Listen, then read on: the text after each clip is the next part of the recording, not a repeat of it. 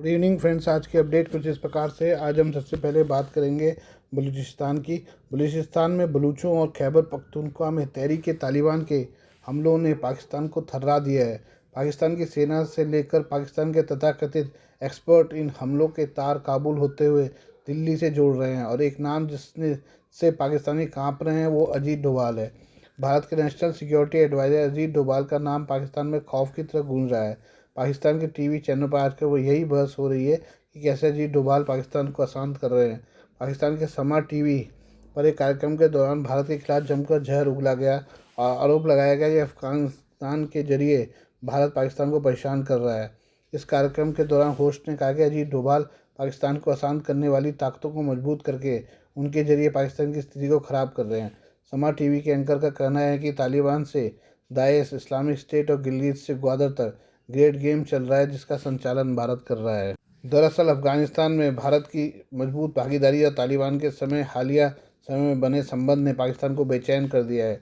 काबुल में भारत की मजबूती से पाकिस्तान अब खुद को अफगानिस्तान में दलदल में फंसा पा रहा है।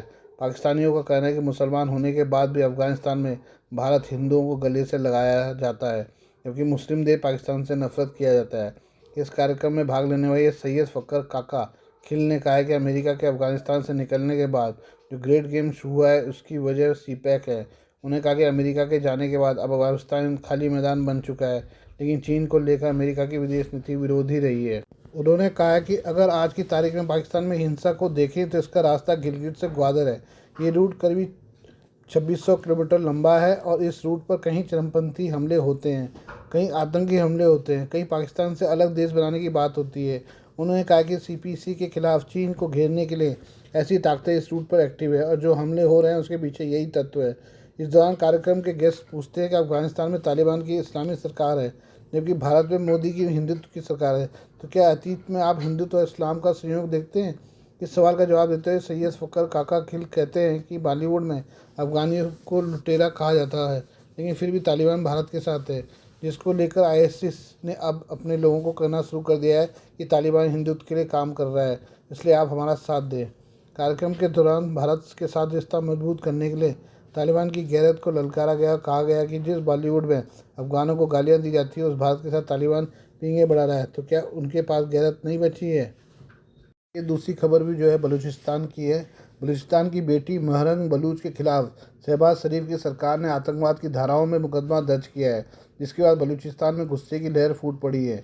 डॉन की रिपोर्ट के मुताबिक पाकिस्तान की पुलिस ने बलूच यकजहती समिति BYC की नेता महरंग बलूच के साथ साथ 150 बलूच स्वतंत्रता सेनानियों के खिलाफ आतंकवाद की धाराओं में मुकदमा दर्ज किया है। इन लोगों के खिलाफ शवों को मुर्दाघर से जबरदस्ती ले जाने, हिंसा भड़काने के मुकदमे भी दर्ज किए गए हैं। डॉन की रिपोर्ट के मुताबिक महरंग बलूच पर आरोप लगाया गया कि इन्होंने मुर्दाघर पर धावा बोलकर जाफर एक्सप्रेस हमले के दौरान मारे गए 5 लोगों के शवों को अपने साथ ले गए, जबकि बलूचों का कहना है कि इन लोगों को पाकिस्तान की सेना ने मार डाला है। डॉन ने बताया कि 22 मार्च को सरियाब पुलिस स्टेशन में दर्ज की गई FIR में आतंकवाद विरोधी अधिनियम ATA और पाकिस्तान दंड संहिता PPC की विभिन्न धाराओं के तहत महरंग बलूच और अन्य लोगों के खिलाफ मुकदमे दर्ज किए गए हैं। डॉन के मुताबिक इन लोगों के खिलाफ लगाए गए आरोपों में आतंकवाद, हत्या और हत्या का प्रयास, हिंसा और विद्रोह को भड़काना, अव्यवस्था पैदा करना और नस्लीय घृणा को बढ़ावा देना और संपत्ति को नुकसान पहुंचाने जैसे गंभीर आरोप भी लगाए गए हैं। यानी शहबाज सरकार किसी भी हाल में इन्हें जेल से बाहर निकलने नहीं देना चाहती है। इस FIR में बीबो बलूच, गुलजादी सतकजई, सबिया बलूच, सबतुल्ला बलूच, गुलजार दोस्त, रियाज गशकोरी और साली बहुल बलूच सहित कई अन्य प्रमुख BYC नेताओं का भी नाम है।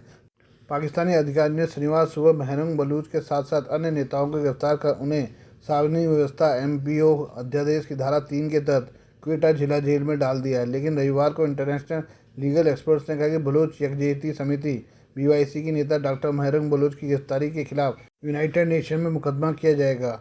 वरिष्ठ कानूनी सलाहकार और प्रिजन्स डिफेंडर्स एशिया के डायरेक्टर कुतुलुस बस्तिमार ने महरंग बलूच की गिरफ्तारी को अवैध बताया है। उन्होंने कहा कि डॉक्टर महरंग बलूच के मामले को संयुक्त राष्ट्र निकाय में पेश करने के लिए आधिकारिक तौर पर प्राधिकरण प्राप्त कर लिया गया है। उन्होंने आरोप लगाते हुए कहा कि पाकिस्तान सरकार ने महरंग बलूच को गिरफ्तार कर अंतर्राष्ट्रीय कानून का उल्लंघन किया है। मैं जल्द ही इस मामले में औपचारिक रूप से संयुक्त राष्ट्र में याचिका प्रस्तुत करूंगा।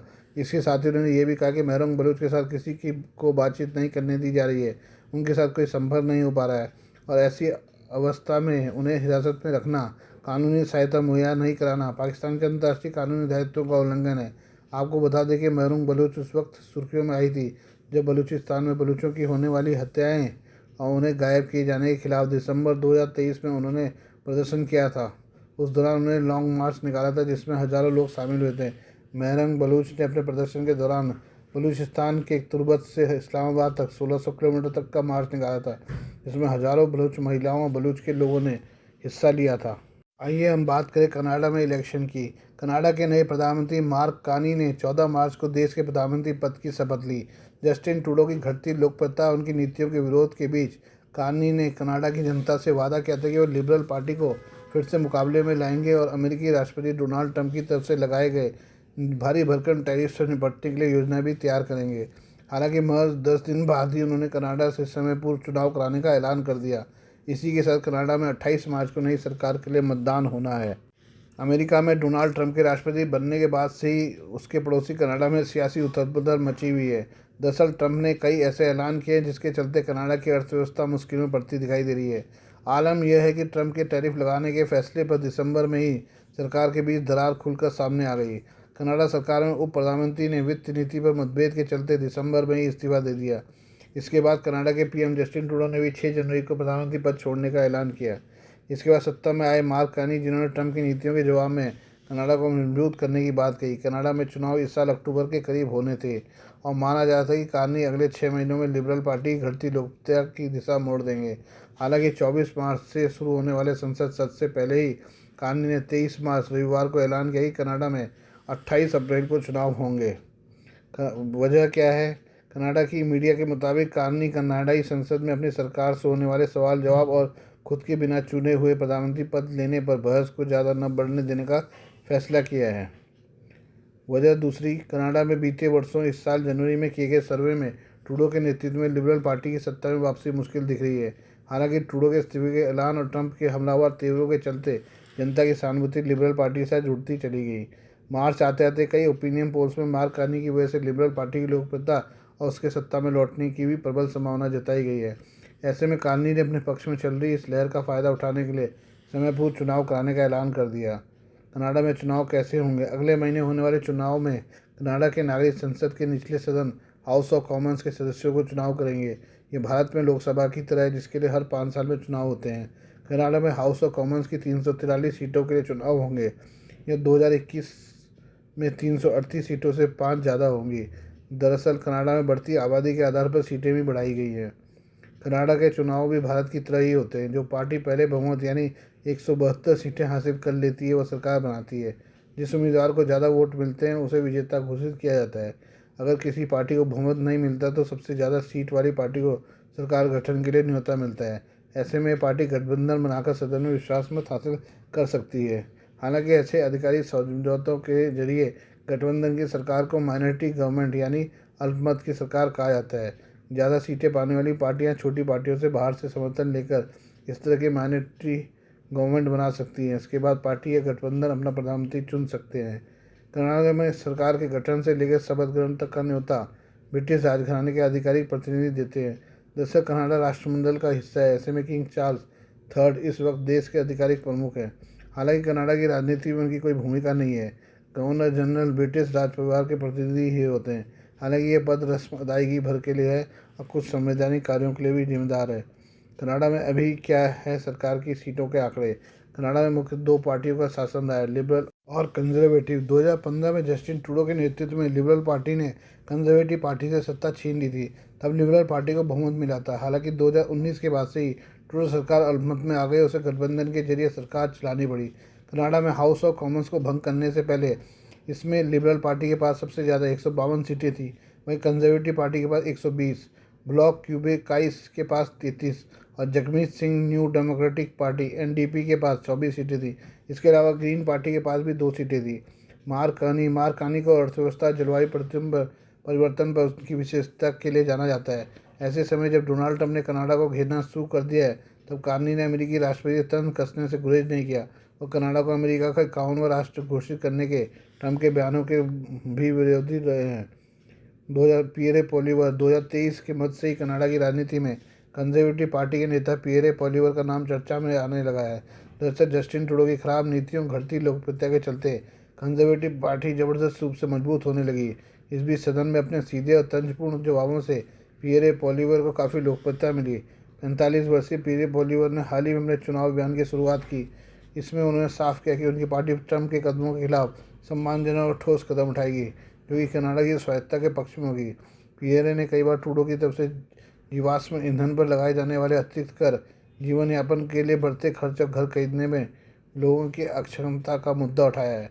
हालांकि कनाडा में कई लोग पियरे पोलिवर की तुलना डोनाल्ड ट्रंप से करते हैं। खुद ट्रंप ने कुछ मौक़ों पर पियरे के रुख की आलोचना की है। हालांकि ट्रंप के करीबी एलन मस्क कंजर्वेटिव पार्टी के नेता की तारीफ कर चुके हैं, वहीं पियरे कई मौक़ों पर कह चुके हैं वो कनाडा फर्स्ट के पक्ष में है। जगमीत सिंह के नेतृत्व में कनाडा में एनडीपी ने जबरदस्त समर्थन हासिल किया है। लिबरल और कंजर्वेटिव के मुकाबले में उनकी पार्टी ने काफ़ी सीटें जुटाई है। हालांकि हालिया सर्वे में एनडीपी को नुकसान हुआ है। मार्च के मध्य में हुए एक सर्वे के सामने आया कि सिर्फ 9% कनाडाई अगले चुनाव में जगमीत सिंह की पार्टी के लिए वोट करना चाहते हैं। कनाडा में आम चुनाव में अमेरिका पहले ही बड़ा मुद्दा बन चुका है। दरअसल डोनाल्ड ट्रंप की आर्थिक नीतियों से कनाडा में महंगाई और अन्य खर्चों के बढ़ने की आशंका है। ऐसे में अधिकतर पार्टियां ट्रंप के इस फैसले से निपटने की योजना तैयार कर रही है। इसके अलावा ट्रंप की तरफ से बार बार कनाडा को अमेरिका का 51वां राष्ट्र घोषित करने की बात कही जा रही है। ऐसे में कनाडा के सामने स्वायत्तता की रक्षा भी एक बड़ा मुद्दा बन चुका है। कनाडा के राजनीतिक विशेषज्ञों का मानना है कि विदेश नीति का कनाडाई नागरिकों के लिए ज़्यादा महत्व नहीं रहता। हालांकि ट्रंप के आने के बाद से कनाडा की जनता में अमेरिका को लेकर दिलचस्पी बढ़ी है। साथ ही अमेरिका के विकल्प के तौर पर अलग अलग देशों से संबंध बढ़ाने पर भी चर्चा जारी है। इन मुद्दों के अलावा कनाडा का सबसे बड़ा घरेलू मुद्दा घर और स्वास्थ्य पर होने वाला खर्च बना है। बीते कुछ वर्षों में इसके बढ़ने से ट्रूडो जबरदस्त तौर पर लोकप्रियता खो चुके हैं। वहीं जीवाश्म ईंधन पर टैक्स से बढ़ती महंगाई भी चुनाव में एक नया मुद्दा बनकर उभरा है। Please do like, share and subscribe this channel of my news, views and analysis by